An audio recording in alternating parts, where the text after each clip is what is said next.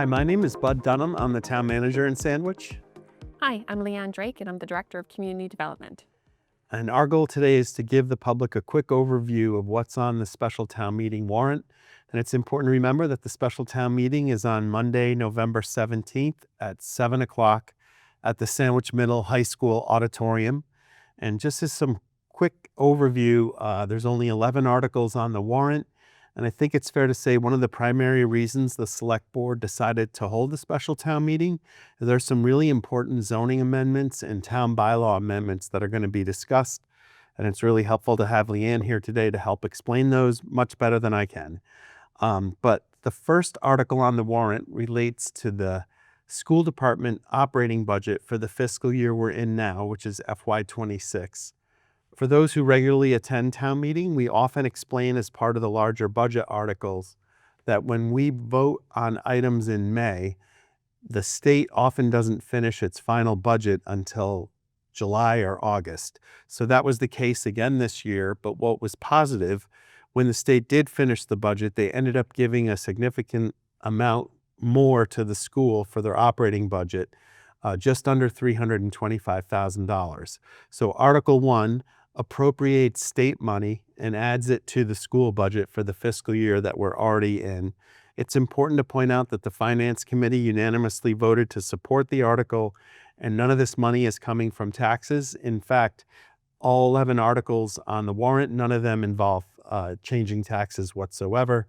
So again, Article 1 is to appropriate an additional $324,300 to the school department budget for the fiscal year that we're in right now. And then after that comes our zoning articles, and the town bylaw articles, which Leanne will explain. And I can't stress enough how important these are. They're really big picture goals that the town has worked on for a long time. And some of them are really critical to retain the character of the town and to allow certain uses to take place. Thank you, Bud. Article 2 is amendments to the stormwater discharge that is referenced in our zoning bylaws. So out of all the articles, this one is really housekeeping. So we're going to add section 2.3.5 of the general permit, and this is for discharge from municipal sewers. So it's nothing to do with any private entities. It's to do with something the town already does as we go through our stormwater permitting, and it's adding a section so that we're in compliance with federal standards with the Department of Environmental Protection and then the State Department of Environmental Protection. Article 3 is a vote to amend the zoning bylaws again, and this relates to landscaping and screening. So the purpose of this article is to amend our zoning bylaws to allow a process called an administrative site plan review for clearing that is in excess of 10,000 square feet. So that means clear cutting of trees and brush that will be 10,000 square feet or more. Someone will be required to come into the town offices and meet with department staff in the land use departments. So this isn't an approval process. This is a conversation that we get to have where we can talk about maybe future uses for that cleared land, whether it's for agricultural uses or farming or forestry or selling of wood or something more like housing or some type of commercial operation to make sure that's allowed in the district. And then it's also to protect infrastructure, whether that be private or public. So make sure that we have erosion control measures in place for runoff that may be a result of land clearing, and to make sure that the person or the entity that's doing the clearing understands some of the other regulations that are already in place. And this really derived from issues that occurred when landowners would clear land without a building permit and then go forward and not be able to have that commercial use in that residential district, or have runoff into one of the town infrastructure stormwater drains. So this is a conversation. It's not approval. It's not something that can be denied by town staff, but it's just to give us a heads up for protection all around. Article 4 is related to accessory dwelling units. As you may remember, at the last annual town meeting in May, we amended our accessory dwelling unit bylaw and adopted the state's protected use bylaw.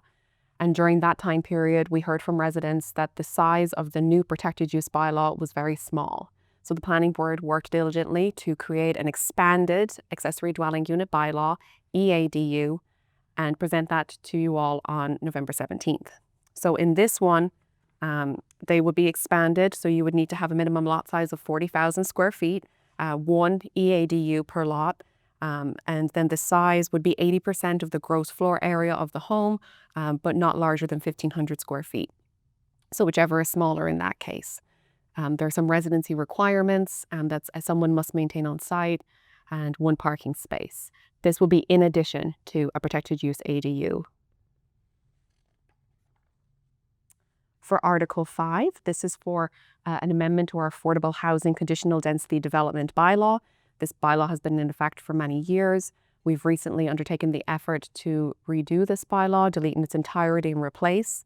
There's 2 main purposes of this bylaw. The first is adaptive reuse, which basically means you could take an existing building, whether it's commercial or residential, and you could get a special permit through the planning board to be able to go in and create additional housing units, with 25% being deed restricted affordable, whether that's home ownership or rental or condo.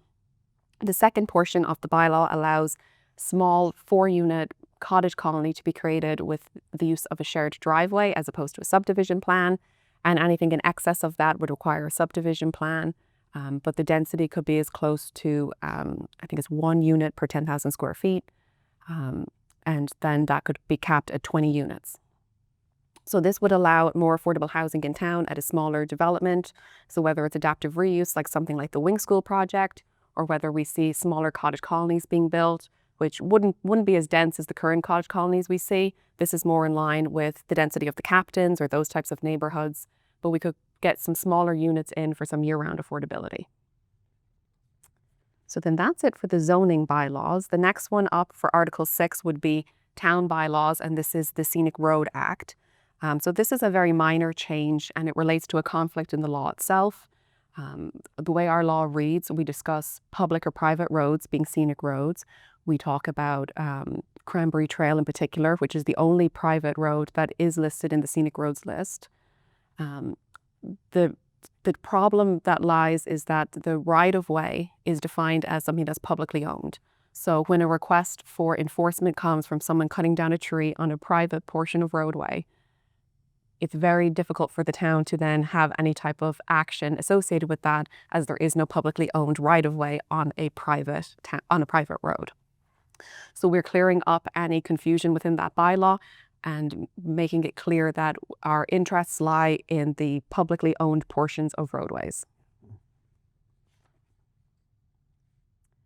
Article 7 relates to signs. So a lot of this bylaw has been revised to make it cleaner and more equitable. There was a few inconsistencies also within this bylaw. We worked to put together a draft with some consultation from the business community to be able to allow larger signs, to allow signs off property, but also to maybe reduce the number of sign pollution that we see on certain streets. We're in excess of signs right now. There's a lot of sign code violations. And from what we've been hearing from the business community is that they would want something fair and equitable, that everyone is held to these standards. So we decided to move forward with a new bylaw that really delineates in a table format what type of signs you can have and what that looks like, and then really lay out what that should look like on a roadway. That one's quite long. And then let's make it down to Article 8, and Article 8 is related to short-term rentals. So this article is very, very important. The town of Sandwich does not reference short-term rentals in any of its zoning bylaws or town bylaws. To make this a lawful use in the town of Sandwich, we need to adopt a land use regulation as it relates to the use. So we're proposing short-term rentals to be allowed in every district, that they have to be the main home. They cannot be an accessory dwelling unit. They can't be an accessory apartment. They have to be registered and inspected annually. That's a Massachusetts building code regulation. That trash has to be removed weekly. No renting for less than 2 consecutive nights. All smoke and CO detectors would have to be up to code. No use of RVs or campers. And then we just delineate some of the enforcement measures that Town Council has drafted for the use. So I will just state again that this one is very important to get on the books. We could be in jeopardy of the use within the town and this use not being allowed if we do not approve short-term rentals in our town bylaws. I just want to say that these issues are so complex. Like Leanne has a real knack for being able to explain it for the general public and someone like myself to be able to understand things better. And I can't stress enough, if you look at the zoning bylaw amendments that have been proposed and the town bylaw amendments, they're all either to like make things fairer for residents to be able to do more things with their property, to be able to address sign issues more effectively for businesses, to continue to allow things like short-term rentals, and also to try to set us up properly for better affordable housing projects moving forward, which is a critical need throughout the state, but especially on Cape Cod and in Sandwich. So I think if people really looked at these, almost every bylaw that we've talked about is to try to improve things for both homeowners, residents, and businesses, and to give them more flexibility and options. And in the case of the scenic road, it's just trying to have the language mimic exactly how it's been interpreted for a really long time. So those are really important. It should be noted that the zoning bylaws require a 2/3 vote at town meeting, and the town bylaw amendments require a simple majority. I think with the exception of affordable housing, which that only has to be a simple majority because state law changed fairly recently. So there's only 3 more articles on the warrant, and I'll try to explain those quickly.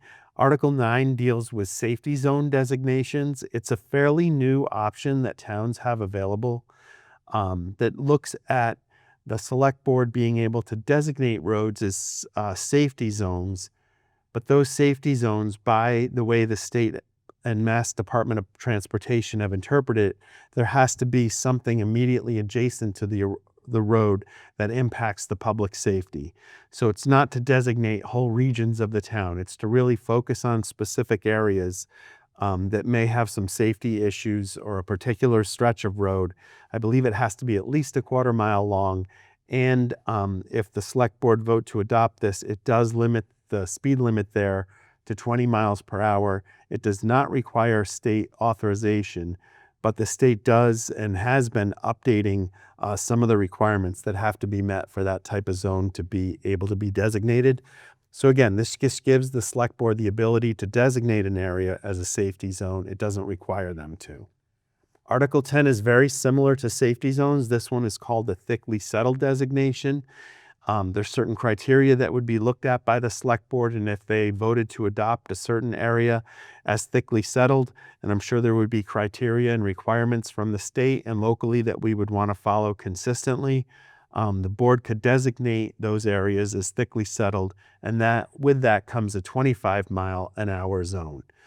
So again, by accepting these provisions of the general laws in both Articles 9 and 10, it gives the select board the right to consider them. It doesn't force them to, but it does give us some more options, which is a good thing. And then lastly, Article 11 deals with acquisition of some easements at the Cotuit Road and Quaker Meeting House Road intersection. Beyond any shadow of a doubt, the largest intersection in town. Excuse me, we have significant improvements planned, mostly resurfacing, a little bit of drainage. These easements would allow for more appropriate sidewalks to be installed and to address some drainage.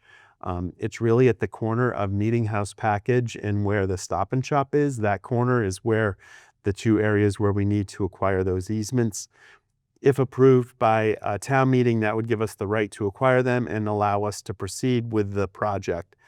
If all things go according to plan, our goal is to finalize the design by the end of the calendar year, bid the project out in the winter, and hopefully be able to get this work done through next summer. So it's a really important project, something that we've needed. There'll be signalization improvements, turning lane improvements, but this sort of allows us to fully complete sidewalk improvements and drainage. So this is a fairly briefer update than we usually give for annual town meetings when we're looking at 30+ articles. So again, there's only 11 articles on the warrant. Want to stress 2 things: that the town meeting again is on Monday, November 17th at 7 o'clock at Sandwich Middle High School Auditorium. And there's also a preparation meeting that the town moderator hosts that we have town council attend, the town clerk, Some town officials and town boards come as well, but it's open to the public. And that's going to be next Thursday, November 13th at 4 o'clock in the basement of 100 Route 6A.